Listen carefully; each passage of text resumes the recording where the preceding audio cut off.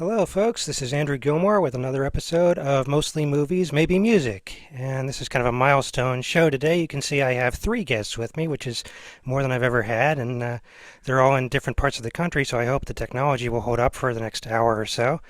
But this is a special occasion because it's my 20th show, and I had something special that I wanted to do for my 20th show. And that is, we're paying tribute to one of my favorite comedy teams of the 1930s, and that's these guys, Wheeler and Woolsey. That's Bert Wheeler and Robert Woolsey. And if you've never heard of them, then you're about to learn a lot about them, hopefully. But they've been favorites of mine for a long, long time, and I've always wanted to do kind of a tribute to them. And the reason that came about is because there was a Facebook conversation between two of my guests today, and they were going back and forth on my page and really getting into a lot of detail about Wheeler and Woolsey. And I realized, well, I've known them both for years, so I knew that they were experts. But just looking at all these comments between them, I thought, oh, this is really interesting seeing these guys go back and forth. And I said to them at the time, we should do this on the podcast. I should get you guys on the podcast and talk Wheeler and Woolsey and see where that goes, because it's an interesting conversation that we could have on the air. So they agreed to that, and well, the third guest I'll get to in a minute as well. So we all kind of got together here to talk Wheeler and Woolsey, and I guess we'll get into other classic comedians, and I guess with four people on the show, we can go all kinds of places. But that's the reason we're doing this program today, just because of this impromptu conversation that happened on Facebook. And I wanted to save it for my 20th show, so it took more than a year to get there, but here we are. This is number 20. So I'll introduce you to my guests. We have, well, he's originally from New York, but he's currently in Phoenix. We have Mr. Anthony Gargano. And from the birthplace of Billy Gilbert, Louisville, Kentucky, we have Mr. Brian Paige. And as a special guest, we have Bert Wheeler's great-grandson, Mr. Patrick Laurence from California. So I've known all these guys on Facebook for a long, long time. We were just talking about how long we've known each other. It's got to be back maybe 2011 or 12 or something like that. I was very involved in the Wheeler and Woolsey Facebook group then, and we all became acquainted with each other around then, maybe earlier than that. But yeah, we've known each other a long time, and this is the first time that we've all gotten together face to face to talk to each other. So that's really cool. So my show makes all kinds of things happen, I guess. So anyway, that's my usual long-winded introduction, and we'll see what happens today. So thank you so much, guys, for being with me. It's a pleasure. Thank Great. you. Thanks for having us. Sure, it's always fun to talk to you guys, whether it's online or here. So, Patrick, you're really the guest of honor, so I'll start with you. And before we get into talking about Bert, why don't you just tell some of tell the people out there something about yourself and introduce yourself a bit? Sure. So my name is Patrick Laurence. I am the great grandson of Bert Wheeler, as Andrew mentioned. I currently live in Orange County, California. I'm married with three kids. The oldest of which just graduated from college, and then I have a 20-year-old and a 16-year-old. I make my living as an attorney. Hopefully that doesn't get me kicked off the show, but uh, Well, if you could I've get been me kicked off the show. yeah, right. Um, so yeah, and just going right to your comments, Andrew, I've been I think I've seen you all around on the various Wheeler and Woolsey Facebook pages going back to 2010 and 11, Yep, and it's been very educational for me, informative, all the information that's been shared over the years, and anyway, I just wanted to say I'm happy to finally speak to you all in person because I feel like I already know each one of you actually. sure. Yeah, we're all. That's the great thing about Facebook. You get these family groups going with people with similar interests, and Yep. I'm happy to have that as a part of my life. So I guess I have to ask the obvious question: at what point in your life did you become aware that you had this famous great grandfather? Yeah, it's interesting. I was thinking about that getting ready for the show. I think maybe each one of us here had that moment of discovery where we figured out who Wheeler and Woolsey, who the team was. I certainly had that moment. I would date that back to the 1980s. I mean, I was born in 73. And one of the things I think speaks volumes about the relative obscurity of Wheeler and Woolsey is that I had no idea I was related to this famous movie star until about the 1980s. And, and it wasn't because I wasn't interested in classic comedy. I was watching classic comedy on the local TV stations. But I didn't know who Bert Wheeler was. I'd kind of heard rumors that I was related to somebody famous. But then I would say maybe early mid 80s, my mom gave me a copy of Richard Jewell's RKO story. Uh-huh. And I started flipping through there. And one of the things I noticed is the index referred to Bert Wheeler and Robert Woolsey a lot, right? They had made a lot of films for RKO. And I turned to Kentucky Colonels and I saw a photo there of Bert, Bob, and Spanky McFarland. And the reason that was significant is, as I'd mentioned, I'd been a film of classic comedy. I was watching Our Gang and Three Stooges and things like that. And Sure. when I saw Spanky McFarlane with my great grandfather, I said, wow, my great grandfather must have been really famous if he was making movies with Spanky McFarlane. And so that was the initial, I would say, when the light bulb went off. And I think like similar to Brian's story, when I finally became introduced to their films, it wasn't a movie revival house or anything like that. I'm a bit too young for that. But it was cable TV. A friend of mine started recording AMC movies of Wheeler and Woolsey. Hmm. And he was giving me these bootleg VHS tapes. And I confess, I did not start to watch them immediately. I kept them and I still have them. But he, I want to say, recorded about 10 movies off the AMC channel. But it wasn't until a family member gave me a VHS copy of Diplomaniacs. And that was for better or for worse, my first introduction to Wheeler and Woolsey. And at the time, if I recall correctly, I just thought this is crazy. Yeah. This movie is absolutely wild. But then I started watching a bit more hook, line, and sinker.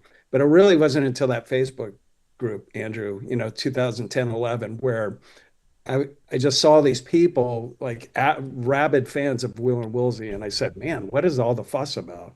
And so that's really, I would say, last 15 years is when I started watching all the movies and reading about them and that sort of thing. But the first time the light went off was Richard Jewell's book, which was not complimentary, by the way. Hmm. Uh, but at least he cast a light on how many films they had made for RKO. Yeah. So I was going to ask you because you were talking about Bert's history a bit before we went on the air, and Yeah. can you just expand a bit on learning about Bert and your progression into learning the history of Wheeler and Woolsey and all that?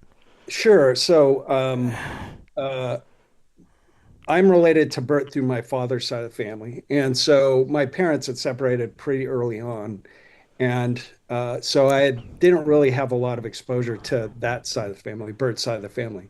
However, Bert's second wife, my great grandmother, Bernice Spear, Right. lived just around the corner from us.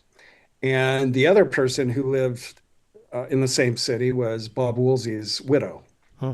Minnie Woolsey, Minnie Reed. So I knew both of those ladies growing up. When I was born, I think my first couple of Christmases were spent at Minnie Woolsey's house, along with Bernice. She was there. And then later on, Bernice and my mom and I would go out to dinner probably about once a week. She had a little apartment across the way. Um, and unfortunately, as I mentioned, I didn't really know Bert that well. I didn't know who he was or appreciate who he was that well. And that's unfortunate because in retrospect, she had a lot of memorabilia in that tiny little apartment of hers. She had Bert Wheeler's old steamer trunk from his vaudeville days, full of, movie posters, old photographs, you name it. And some of that has worked its way down to me. But sometimes I wish I'd get in a time machine and go back and look at all that stuff. And of Sure. course, Bernice was a vaudeville performer herself. Right. And several years ago, as a result of this discovery that I've been telling you about, kind of realizing how famous Bert was, how famous Bernice was, his ex-wife in her own right. And I went back and did a lot of research and I published an article called The Other Wheeler and Woolsey. And Hmm. that was sort of the fruit of this rediscovery that, wow, my great grandparents were pretty famous, rubbing shoulders with the Marx Brothers and, you know, Jack Benny and you name it. They just knew all of them. So Yeah. that was really, really interesting to me. And that took place, I would say, in the last 15 years. Yeah, I wanted to go back to Minnie for a second because I'm just thinking that so much of who Bob was is kind of lost to us because he died so young. But just tell us something about Minnie. Maybe we can find out a little more about Bob through your memories of Minnie. Yeah, I don't have, obviously, when I first started going over to her house, I was very young. She lived in a very palatial estate. I want to say it's about 10,000 square feet. I could be wrong about that. But as you guys know, Bob was better with his money than Bob was better with his money than Bert was. Say that Uh, 3 times fast. there's a lot of bees in there. Um, Minnie, I got to be honest, the last time I went over to her house, it was for dinner. And she had, she was, this was in the 80s. She was gradually, I think she had dementia at one point. Mm. And she opened her front door, and I want to say I saw about 2 dozen cats in there. Oh, And they were just sort of meandering all over the place. And I said, wow. And so we ended up eating outside. And the other thing is she had forgotten we were coming over. But she had pictures of Bobby, as we used to call him, in her house. She still, 50 years after his death, she still had pictures of him in her living room. She talked about him a lot. She saved all of his stuff, which I think got liquidated when she finally passed away. But all mm. these pictures, all these account books from all the movies, she had all of it. She saved all of it. And so I think she, felt very strongly about Bob, even though she was remarried at one point. Um, but in those later years, yeah, gradually started having dementia. I remember like one of the last times we went over there, we ate outside in her gazebo and just, in her little rose garden there. But I was very young. I don't really remember a whole lot of detail. But so that's sort of my my last memory of Minnie was all the cats, a Yeah, couple dozen cats. Yeah. yeah. All right. Well, I should give the other guys a chance to talk. So, Sure. Brian, let's go to you. And before we get into Wheeler and Woolsey, I want to give the audience more information about you. And I know that you're a writer. You've written a couple of books. So, just tell me something about that. When did you start writing in your life? Oh, I mean, I've been writing like professionally or anything, or Well, whatever you want to say. well, we can debate whether it's professional or not, really. But yeah, I've written in 2023. I self-published my first book, Salvaged from the Flood, and my follow-up's also Walk a Lonely Mile, and these are basically just memoirs about chapters, events that happened in my life, things like that. Yeah. And Wheeler and Woolsey do kind of veer in and out of these stories I tell. In particular, like I went out, there's one I tell in there about going out to Los Angeles in 2001, where I met up with preeminent Wheeler Woolsey fanatics, Tim and Linda Fittak, Hmm. who I don't believe you're really a big fan of. I don't think, are No. you? But yeah, that's a whole story in there and everything. And Okay. I guess people have to buy the book and find out then. But well, it's more about like it's kind of hard to explain. You had to just read it, really. yeah, that's what I said. They'd have to read the book to Yeah, figure that out. But are you just somebody who's been writing all your life since you were a kid? Is it that kind of thing? more like high school, I'd say. High school? Yeah. Yeah. What kind of things were you writing then? Crazy stories and poems and things like that. Yeah, Yeah, I'm the and same way. I would just make things up when I was a kid. Yeah. yeah, just wild, weird stuff. But Yeah. yeah, I mean, and Patrick probably, I think Patrick read my Wheeler and Woolsey classic images Right. article Hmm. Right. that that was like right before they went out of business. I think I'm glad I got it into the deadline before they went under, like at the end of 2025. So Yeah. yeah, I mean, Yeah. Well, I guess I'll jump to Wheeler and Woolsey then. When did you first see them? hang on, I've got the Oh, magazine, AMC magazine, March 1991, March the 1st, 1991, High Flyers. okay. That's maybe not the best place to start, but No, it wasn't. The Cockeye Cavaliers was on like 4 days later, oh, there you go.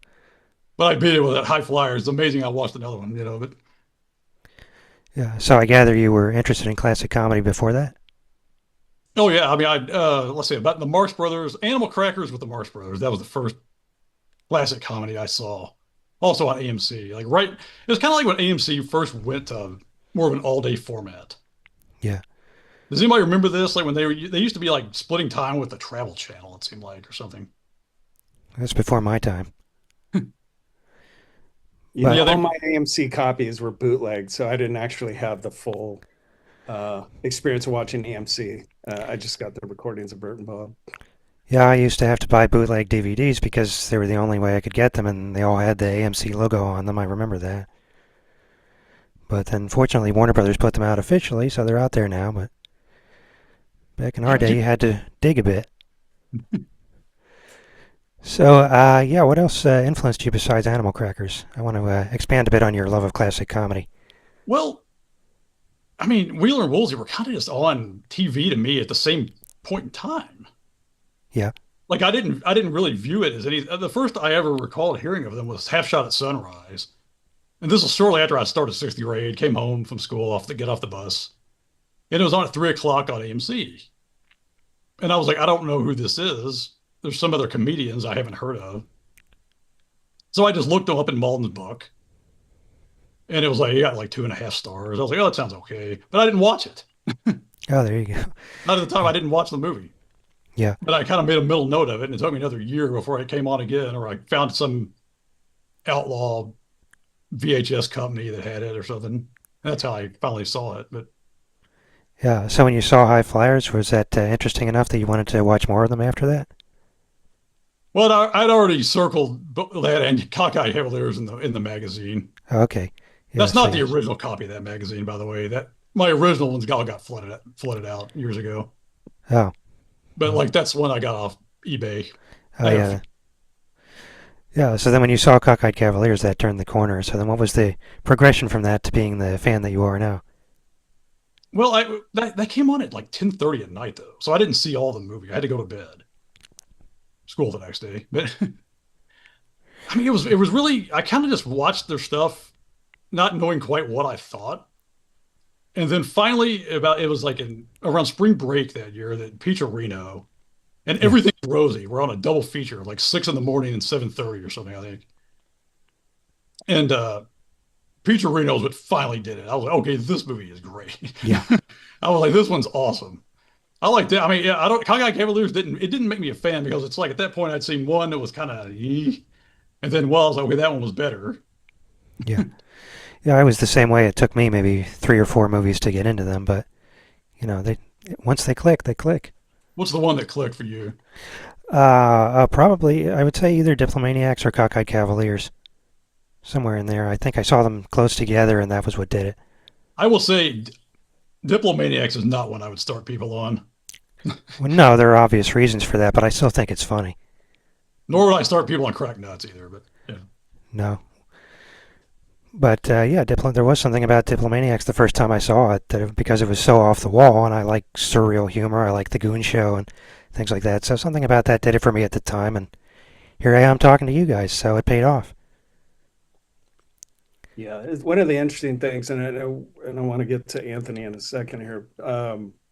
Uh, I just finished James Neibauer's book, Yes. and he mentioned that both Diplomaniacs and Cockeyed Cavaliers actually didn't do that well at the box office, which is interesting, especially with Cockeyed Cavaliers, because we tend to think as that one as being sort of, well, a lot of people would say that's their number one, Yeah. but it didn't really resonate at the time, apparently, with these crowds. I understand Diplomaniacs was, as I mentioned, pretty crazy. That was my introduction to them. But it didn't resonate with the crowds at the time. But I think in some ways those movies have a lot of staying power, and Um, because they're so crazy. Yeah. I mean, I know Diplomaniacs was made because a lot of other political comedies were being made, Duck Right. Soup and Million Dollar Legs, but man, was that it? In some ways, maybe it didn't land at the time, but it probably has maybe even the most historic value for Wheeler and Woolsey just because it's so wild. Yeah, it works for me. Yeah. Yeah, I gotta say, like, Diplomaniacs made a profit. It made it 65,000. did. Yeah, yeah, Yeah, it now I don't did. know what Cockeyed Cavaliers. I can't ever find the numbers on Cockeyed Cavaliers though. Yeah. Maybe He somebody mentions stole in it. his book most of the movies actually turn well, even the ones that are said to have not done well. I think almost every single one made a profit except the ones that David O. Selznick went back and tampered with, like Right. even those made money, but there's just they didn't make much of a profit. But he went back and reshot scenes and things like that. All right, I'm guess I don't remember all the information in Niebuhr's book, but I'm guessing something like Caught Plastered would have made more money because it would appeal to the small towns. Exactly. Yeah. Yeah. So, Anthony, why don't we go to you? You've been pretty quiet. Um, well, I know. Again, I want to give some background here because I know you're an actor, and are you a filmmaker as well? Am I remembering that right?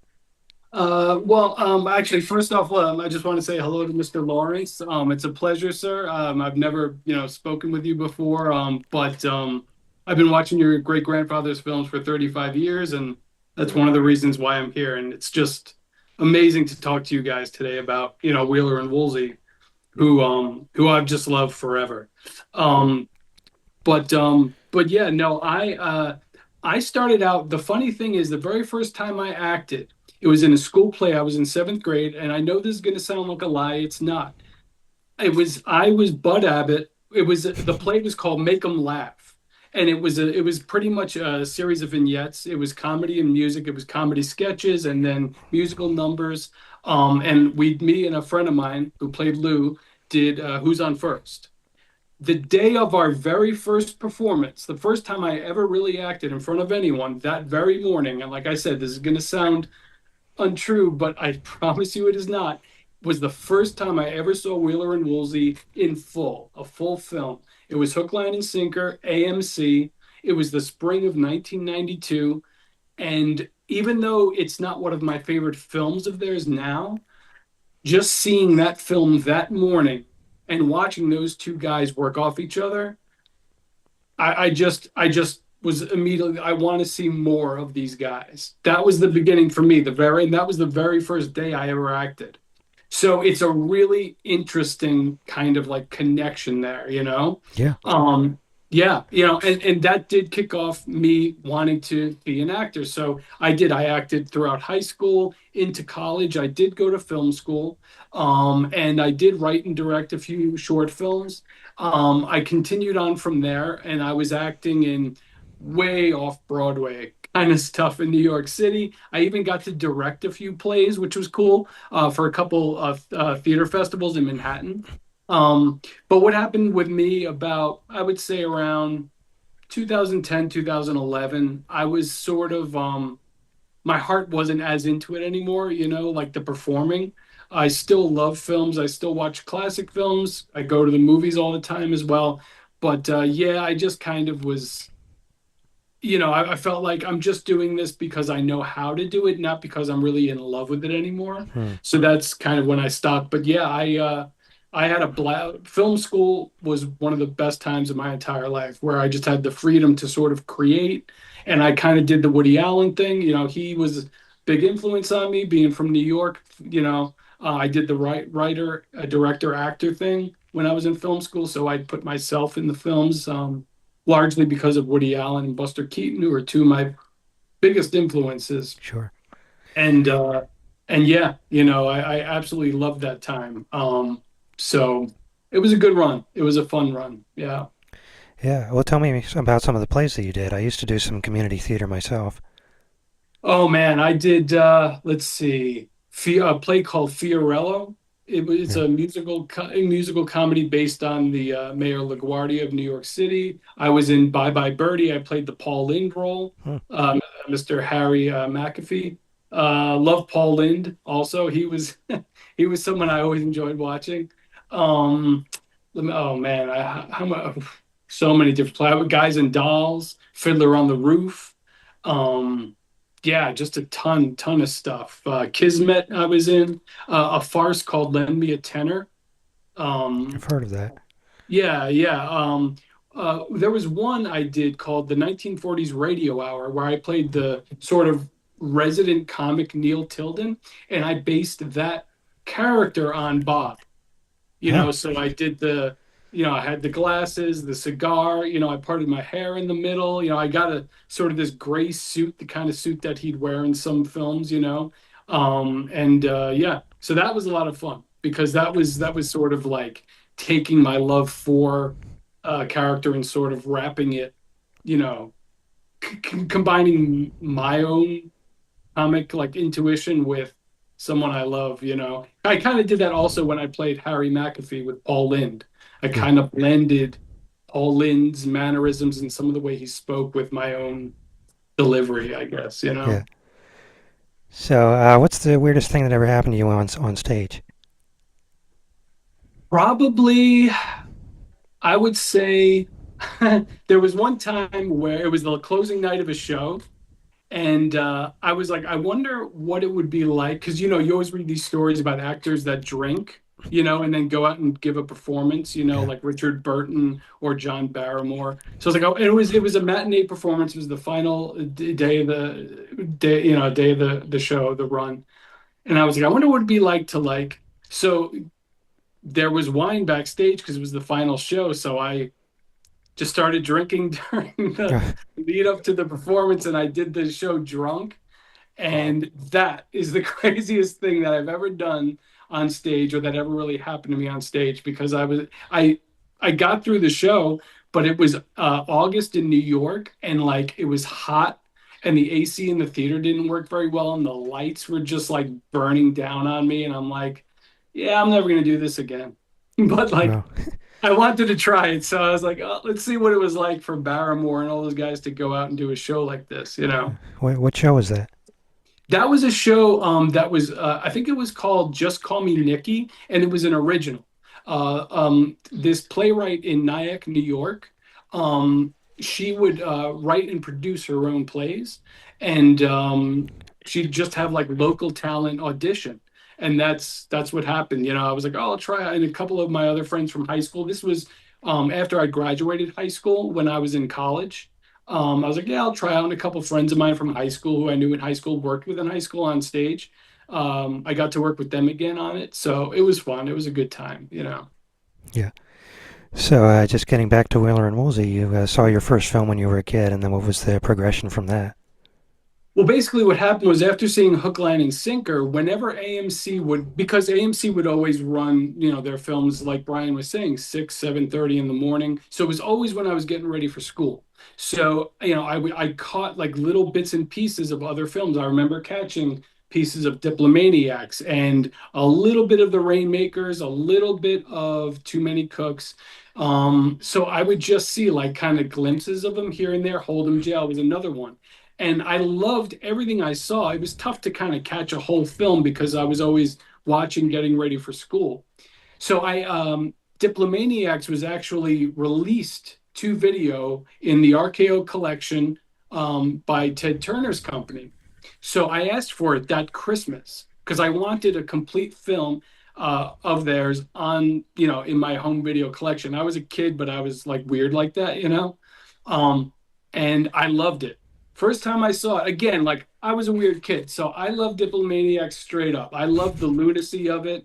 I loved how like, you know, you had just crazy stuff going on, you know, just like um they order the blonde on rye and she comes Yeah. flying through the wall, and you know what I mean? Like I just loved everything about it. And I loved that these two guys who I really like kind of connected with were the center of all this lunacy. You know what I mean? Yeah. And so I was just like sold on them. And then what happened, very similar to you guys, AMC showed Cockeyed Cavaliers. Um, it was like summertime, and it was the same thing. It was early in the morning, but I was awake or whatever. And I watched it and taped it. And that one was, I was just like, I'm like so sold now. And it was the reverse of what happened to Brian. Cockeyed Cavaliers was on, and then maybe like 2 weeks later, High Flyers was on. And I know a lot of people don't like it, but I don't know. I have a soft spot for it. I know it's not one of their better films, but I mean, I love Bob's number with Lupe, Yeah. and I love Bert's Chaplin impression. That's just amazing to watch. And it's the last time we get to see them together, you know. And I Yeah. watched it recently, and one of the things I noticed is how little Bob is really in the film. The supporting cast kind of does the work. There's I mean, and it's Margaret Dumont, so I love, Yeah. who doesn't love Margaret Dumont, you know, and Paul Harvey and Lupe Velez, you know. So it's fun watching them, but it is a little bit, especially in the climax, it is kind of like where's Bob, you know, um, because that was the end, of course. But At that time, it didn't matter. I really liked High Flyers, and then from there, it was just like with Brian, discovering them every time AMC would show a new one. So it was like Dixiana was up, and the Nitwits, which I'm a huge fan of classic horror and so Yeah. seeing them blended with, the mystery angle and all of the sort of scare comedy in the end, I loved it. I loved it. And that was it. It was just like I have to see all of these, and I finally got to. So yeah, that's been sort of my history with them. Yeah, well, that brings up a question because I remember it took me maybe 2 or 3 years to find copies of all their films. So did you guys all go Oh, through that? yes, it took me a long time. Ryan, did you have something to say? Well, I was gonna give a critique of High Flyers for a second, maybe. That the last time I watched it, I noticed like it starts off really well. No. I think like like with them in the plane, everything, the whole like plot setup is fun, and then I think it ends pretty decent once the gangsters get back involved in the film and they crash the estate. It's like the midsection of that movie is where it feels like they're just pestering the people at the estate, and there's just kind of no forward progression anymore. I think, yeah, I think the problem is with the material in it because they're supposed to be like lunatics, right, from an escaped asylum, but you can tell, you're right in the sense that the material doesn't really play that up enough. They're just sort of hanging out at the house and doing little weird things like she thinks he's catching flies, Bert, but he's really just popping peanuts. Right. So the material doesn't really support what could have been a really funny middle.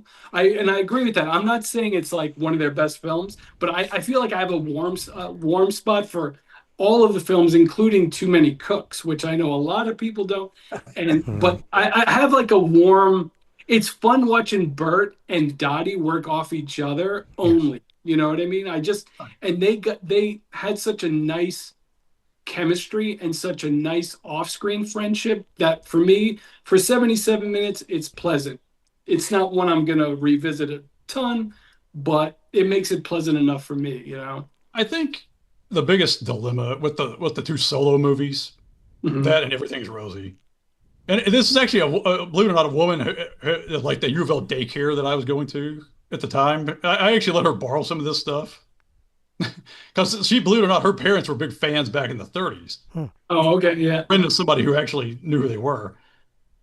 And she was watching like the Everything's Rosy, and her comment is like, Woolsey, like him by himself, he's too completely over the top and needs somebody to rein him in a little bit Mm. more. Like, and that's what Bert Wheeler does. And Bert by himself is an on-screen presence as a solo, can kind of drift into just kind of a ho-hum leading man kind of thing, like he did in Too Many Cooks, where it was a little bland, maybe. Like he needed Woolsey there to like make him more lively on screen, I think. Well, I think a lot of that is the script, though. Well, yeah, I mean, they needed to do more of a different, like a musical comedy, Yeah. like full of like Wheeler Woolsey kind of stuff, except for no Woolsey. But I mean, if you're gonna do Yeah. I think that's what it is. The material too it's not really there. It's sort of like I feel like Bert never really had that kind of support, I think, like in the material, in like the solo stuff that he did, you know. And also from what I understand, you guys, I'm sure, was like Bert, as soon as he finished a film, he's like, oh, I'm heading back to New York for the stage. I think he Right. maybe just preferred that kind of, arena. He did, and some people talk as if he was forced to go back to the stage because he couldn't cut it by himself. And he made a few solo features after Bob died. And maybe that's true too, right? Maybe he wasn't a cowboy quarterback in Las Vegas Nights were, I mean, I enjoyed them, but I could see why they didn't really make it.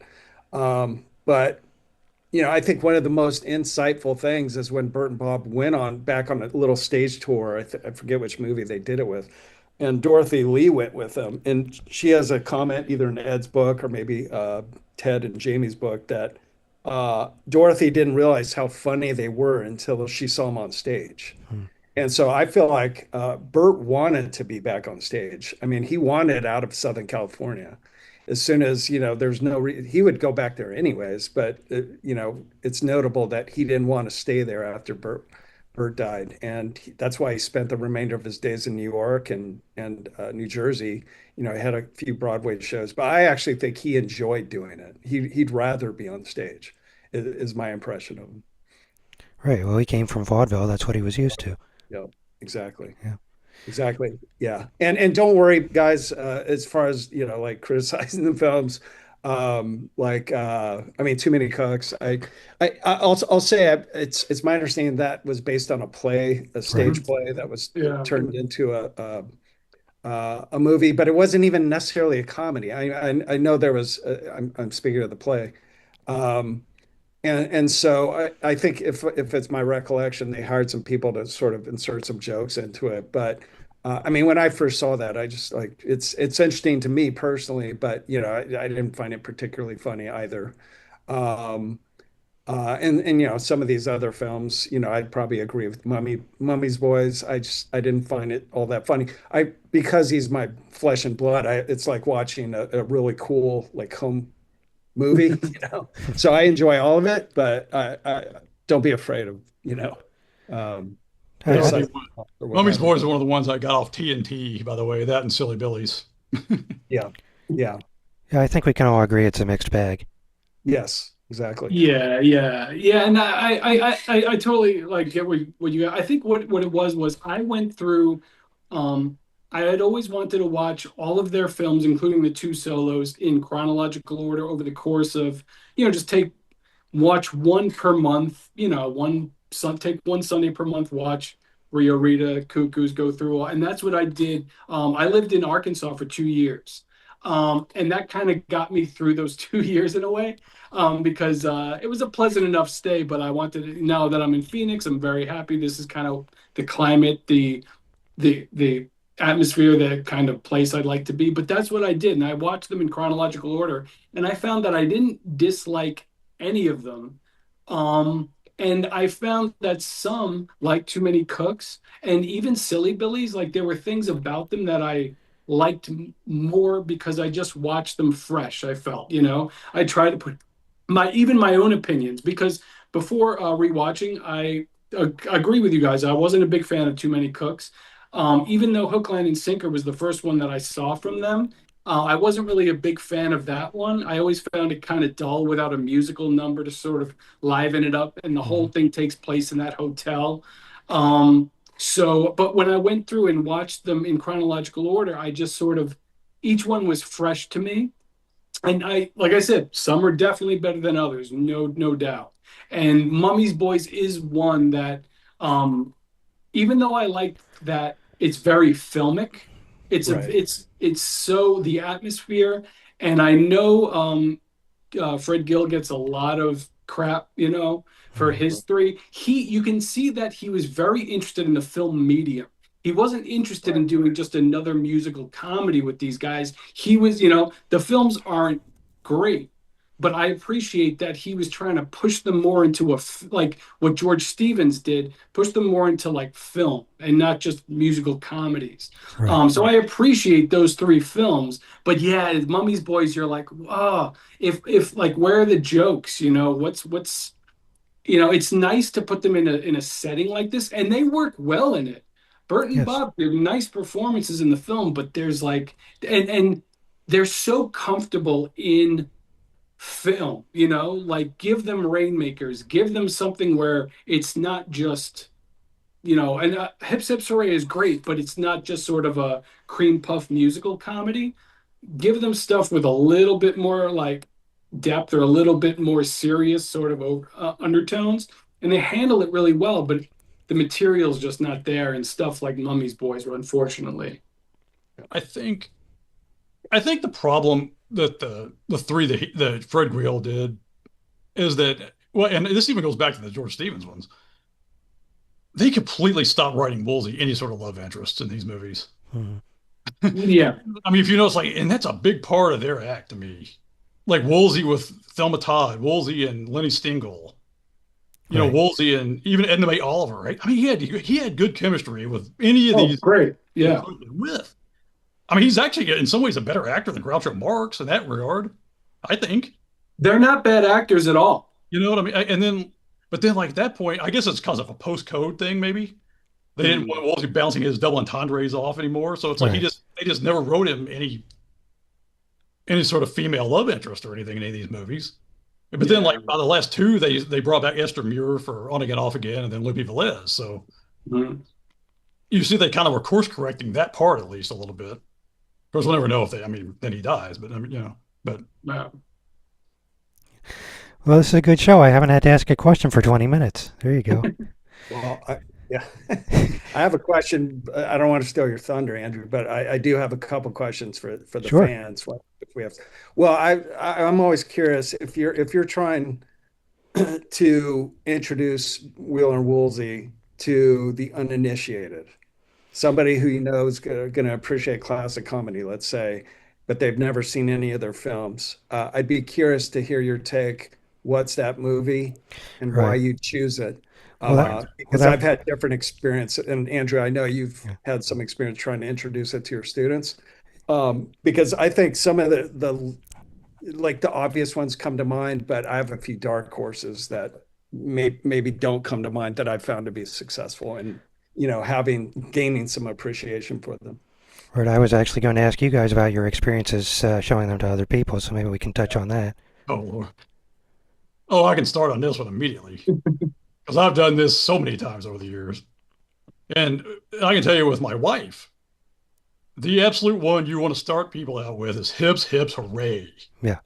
That is the absolute one. It's like you don't want to start weird political satires. You don't want to start somebody off on a period setting like Cockeyed Cavaliers. But you want to give them like something that has some musical comedy in it too, to give you a whole over picture of what they do. And also something where like they both have something to do in the movie. Because there's some that lean a little more towards Woolsey does. Like a Cockeyed Cavaliers, that's like more Woolsey going to be a little bit. Or something. And Peach Reno's a little more Bert and Drag.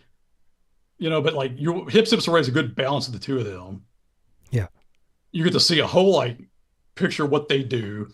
And it's a fun movie, lots of laughs, good music, perfect.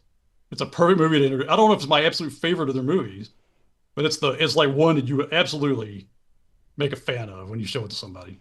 Yeah. And that was my first when I started, so there you go. I think for me at this point, Peacherino is my go-to for people who haven't seen them before because I've shown that movie I think 3 times to audiences, and it always plays. It always works. Yeah, I think Hips Hips Hooray is their most mainstream film, for sure. And I think it was crafted that way because Diplomaniacs wasn't like even though it made some profit, it wasn't the runaway hit. So they were kind of like, let's put them into something that's kind of safe and that everyone can just enjoy. And it is. I think that's a good one. I think Peacherino's another good one. I think On Again, Off Again Hmm. to believe it or not, is a good one to show to someone who's never seen them before because it's almost like situation comedy. So there's almost like a formula in it that's a Right. little bit more familiar to a more modern audience. So I would say maybe on I would say if it weren't for some of the racial stereotypes toward the or well even throughout Nitwits. I think the Nitwits is a strong one to show because it's got the love interest, it's got the cute song, it's got like the mystery angle. A lot of people, I mean, mystery shows on Netflix are like huge, right? So if the one problem with that film is sort of that some of the racial stereotypes of the 1930s, but Yeah. otherwise, I'd say the Nitwits would be a really good one to show. Cockeyed Cavaliers is probably my favorite of their films. Is it the best to show, you know, a first time viewer? I don't know, Right. because of the It's not time not a typical period. setting. Yeah. Yeah, yeah. So I don't know if someone would really enjoy it Oh, off the bat, but I know one as well you could show somebody. Hold 'em Jail. Yeah. oh yeah, yeah, yeah. There were some friends of mine that were over. We were just going to watch some stuff, and the Nitwits they weren't. We watched that one like right after that, and they were kind of just like watching, like, yeah, it's fine, whatever.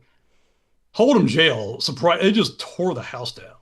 Yeah, Holden Jog could And I see. think if for people who aren't interested in the musical comedy kind of stuff, you just want straight up, just however many 65, 66 minutes of just Yeah. insanity, then that's like the movie you show them. Well, I showed Hold'em Joe in my class last year and it got nothing, so I think we need to serve alcohol in my classes. That would help. Oh, Wheeler Woolsey are they're the dawn of stoner and drunken humor, I think. That's what you've said, yeah. And maybe that's a seg to. So I saw Hips Hips Hooray, I think for the first time on the big screen at Cinecon back in 2012. And it was after dinner.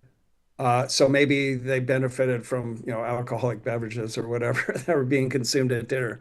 But it was, that was sort of early in my rediscovery of Wheeler Woolsey. But man, they tore the house down. And and of course, that's a bunch of classic comedy people in there. It was interesting because some guy didn't realize who I was, talking to me how I didn't like Wheeler and Woolsey. Uh, And then later on, I was introduced to the audience as his great grandson. I think he was probably like sticking his foot in his mouth, whoever that guy was. he But went, whoa! yeah, it's like whoops. That I kid you not, it was like laugh out loud laughter, claps after the musical scenes. It was Oh, like I was great. back in the 1930s. And again, yeah, maybe it's because it was after dinner and you had a favorable audience, but like as I indicated, not everyone, and they, was a fan. But that was a real eye opener for me. I would say in terms of like the more likely scenario where you're showing it to a family. I've actually, I think of the Mark Sandrich ones. I think he did Cockeyed Cavaliers, and he also did Hips Hips Hooray, I believe. But the dark horse I've had some success with is Half Shot at Sunrise. I Yes, showed that to my family. My father-in-law did not stop smiling the whole time. A lot of laughs. The scene where I think it's Nothing But Love, where Lori Stengel and Bob are dancing around the fountain. She's like yes. ripping his clothes off. It's a hilarious scene. A lot of the lines in there were funny. I've actually had some good success with half shots, so that's my dark horse. But I agree with all you guys. Cockeyed Cavaliers, Hips Hips Hooray, Peacherino. Those are sort of the ones that come to mind as well. Yeah, I showed Half Shot in my class years ago and people really liked it, so I would put Yeah. that up there. Yep. Did you have any other questions, Patrick? No, I do have a little still from Oh, good. that movie here. It's kind of rare. I don't see this one around too much. Yeah. I am about to start an audio feed for the podcast, so that won't work, but Okay. anyway, I was going to ask, just you were talking about we've kind of alluded to the chemistry between the guys, and I just wanted to get some opinions from you guys. What do you think it is about them that makes them unique? I mean, for personally, one of the things that I really love about them, and I don't think they get enough credit, is they show to me it was like big brother little brother. Bob, of course, Yeah, big brother, Bert, little brother, and they liked each other, they cared for each other. Critics, I think, don't always know how to criticize them, so they'll say stuff like, oh, they had no chemistry, they didn't even show any warmth toward it. That's a total lie. There is warmth between them. There's more warmth between them than there was between Martin and Lewis, than there was between Hope and Crosby, probably even between, as much as I love Abbott and Costello, yeah, there was a bond between Bert and Bob in every film that you can see. And I think Bert, being the warm, kind person he was off screen, brought a warmth into the films that made Bob, who I love Bob, but you hear kind of differing stories about how he was off screen. I think it brought a little bit of warmth out of Bob, and that I think is there on the screen, and I love that. I love that. yeah. I'm thinking of the death scene in Half Shot at Sunrise.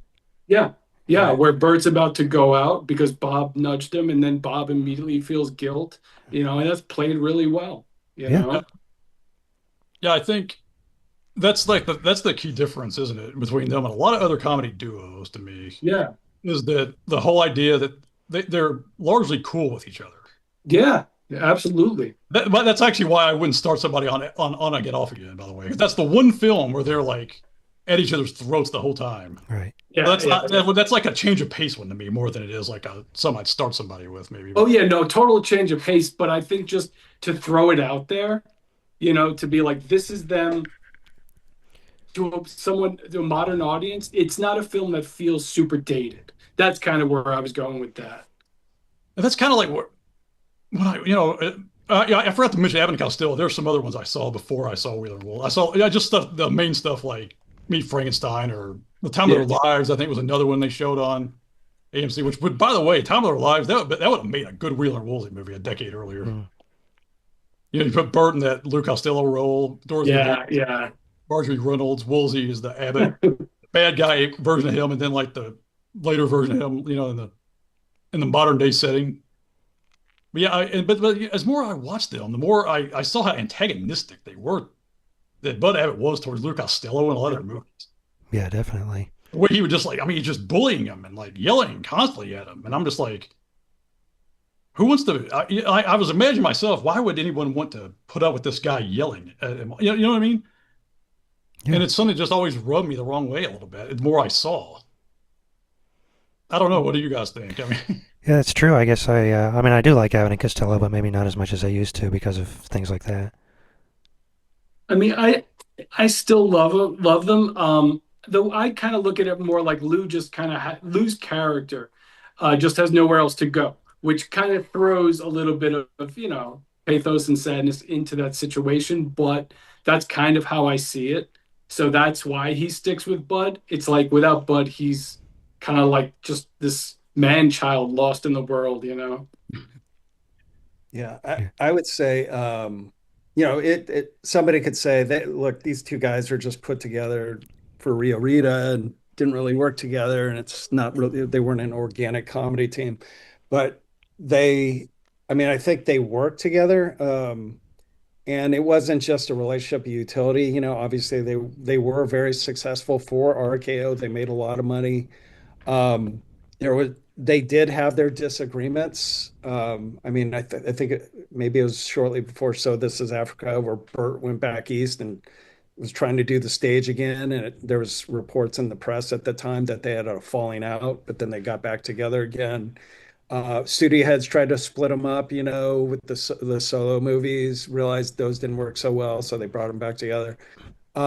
But from everything I know, just from family lore and stuff, they were very good friends, and so were their wives. That's kind of the point I make in other Wheeler and Woolsey is like the wives were close too.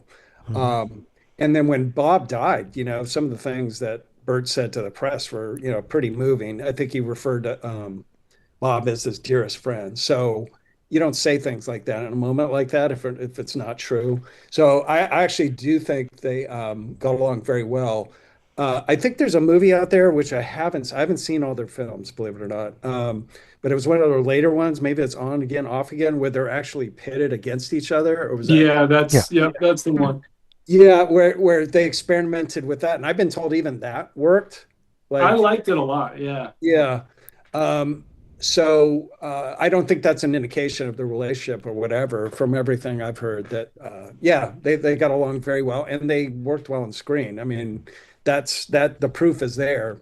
One of the interesting things, I maybe you all had heard this, but I think it was, what was it, Crack Nuts, where it was sort of an experiment. You remember in the first part of that film, they're not Mhm. together. They sort Right. of meet later on. And that was sort of the initial experiment to see how they did on their own, as it were. And then they thought that worked well because Crack Nuts was a pretty good movie. And then they did the solo features, which is Right. really interesting. I haven't seen Everything's Rosy. I've heard that's pretty, it's pretty good. I like But it. obviously it didn't make as much money as the movies when they were together. Yeah. Oh yeah, I like Everything's Rosy. I know some people don't, but I guess I just like Woolsey so much that it's always enjoyable to watch him. Sure. Yeah.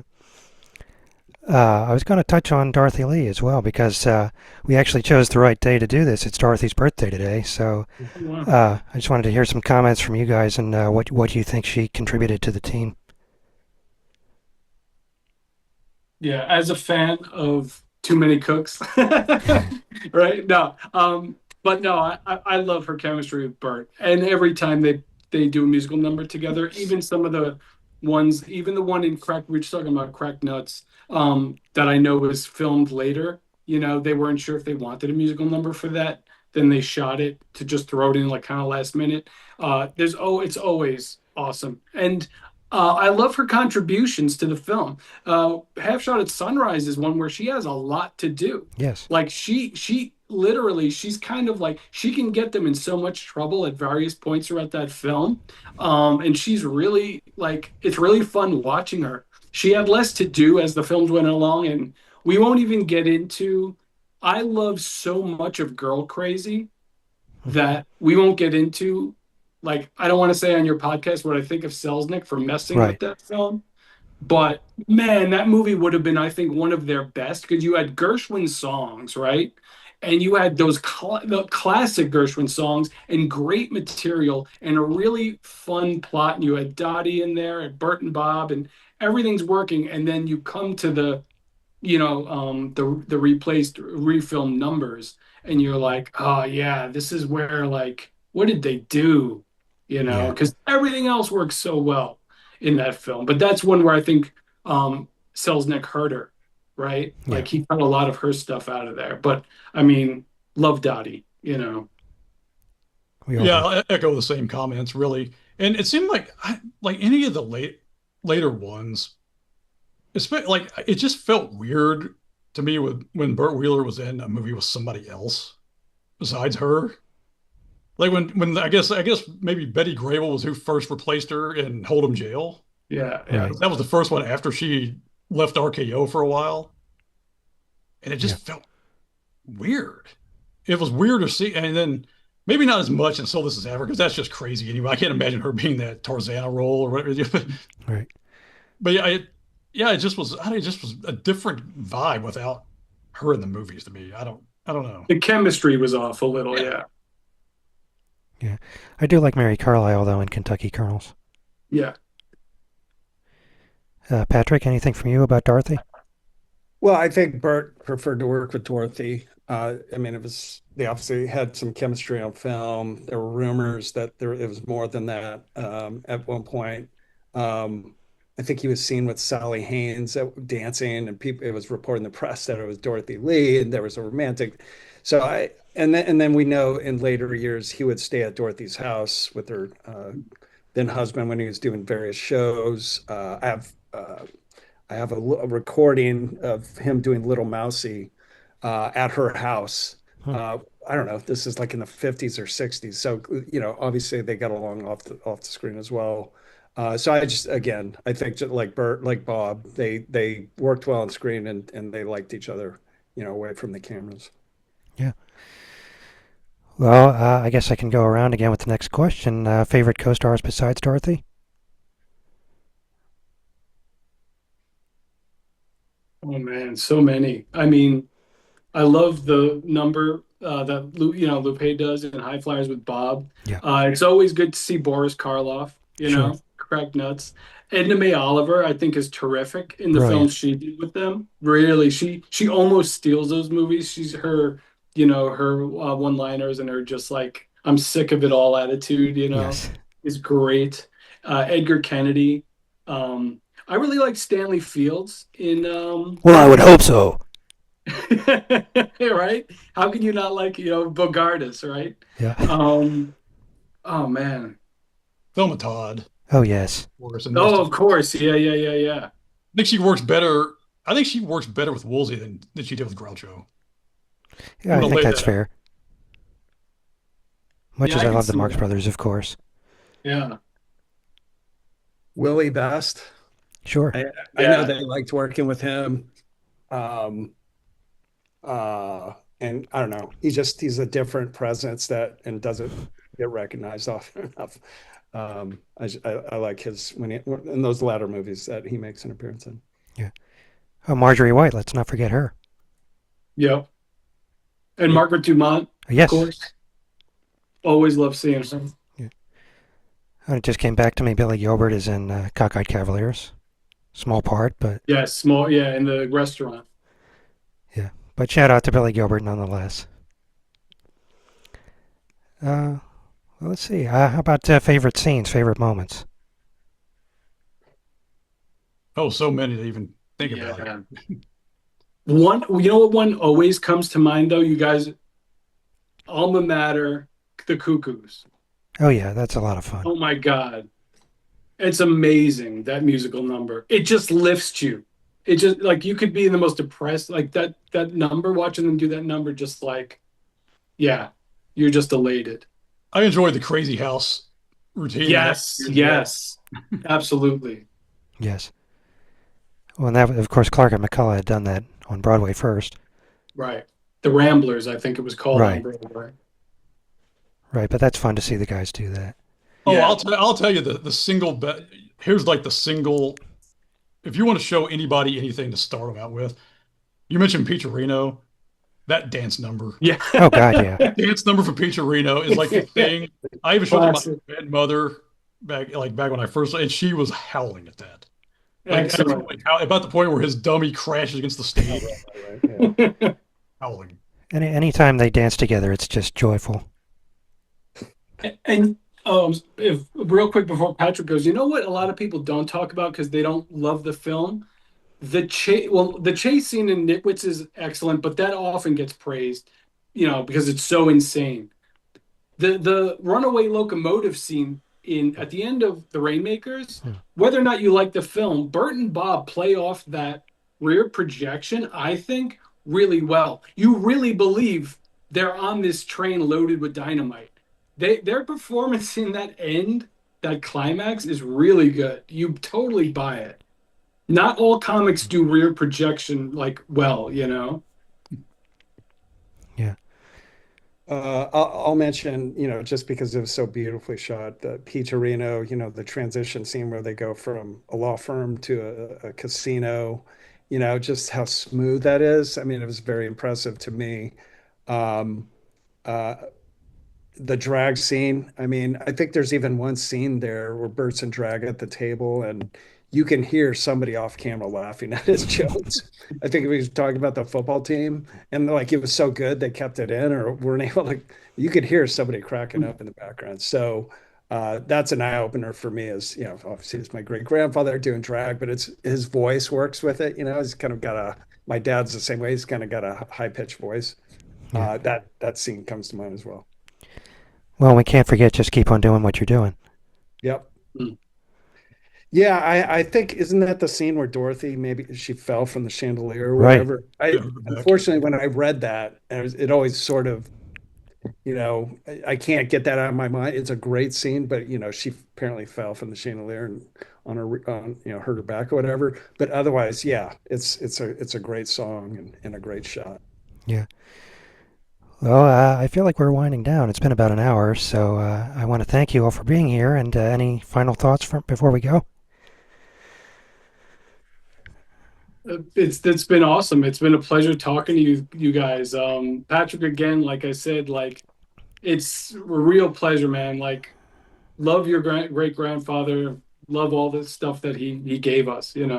Yes. Thank you. Appreciate that. Yeah, same here, man. It's been nice. Just over the past little while since we've just been friends on Facebook. Right. We've talked a little bit on there, but it's so many good times I've had watching his movies. With Woolsey. I mean, my favorite team ever. Wow. That's awesome. Yeah, Uh, I would say it's been a very personal thing for me, obviously related to Bert, but um, it was through the Bert Wheeler and Woolsey fan page that basically I started, wanting to learn about that side of the family. I ended up meeting my aunt at Cinecon, because of a common, well, because to go watch one of Bert and Bob's films, that actually brought our family back together and got to meet my aunt Bonnie, who was my dad's sister. Um, and then, getting to meet people, comedy fans, who have a similar love. It's great for me to see you guys keep their memory alive.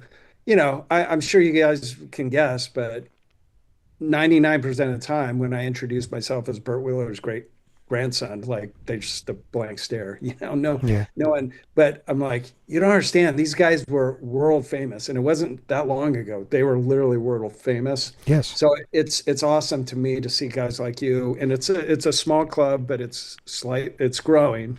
right, as their films become more widely available. Anyway, I just appreciate you guys keeping their memory alive, and it's cool for me to see that people who love the films even more than I do. That's a really cool thing for me to see. Yeah. Well, I guess that's a good place to end on, and I'll just echo what the other guy said, that your great grandfather just always makes me happy. Anytime I watch him, it's always a pleasure. And yeah, well, he has his fans, and Bob has his fans, and they're still out there making us happy. So Right. that's a good thing. So thank you guys. It's been a real pleasure to talk to you. I really enjoyed this conversation. Same. Thank you. Nice Thank you, talking, sir. Andrew. Thanks for arranging this. Oh, it's Yes, my thank you. pleasure. My pleasure. Take care, guys. Bye bye. Take it easy.